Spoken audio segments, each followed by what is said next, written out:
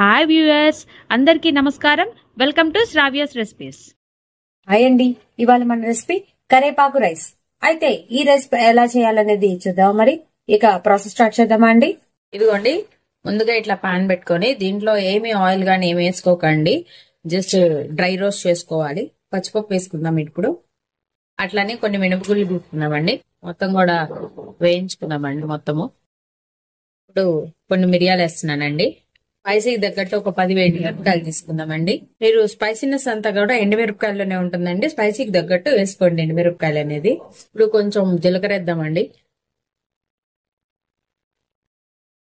ఇప్పుడు కొంచెం కరివేపాకు వేస్తున్నానండి. ఈ కరివేపాకు కూడా కంప్లీట్ గా వేగాలి. కొంచెం చింతపండు వేస్తున్నానండి, అది కూడా వేగనియండి. కరివేపాకు వేగిపోయింది, ఆపేస్తున్నానండి. ఆరిన తర్వాత మిక్సీ పట్టుకుందాం. ఇట్లా ఒక జార్ తీసుకొని మనం వేయించుకున్న ఇంగ్రీడియంట్స్ అన్ని వేసేద్దామండి దీంట్లో.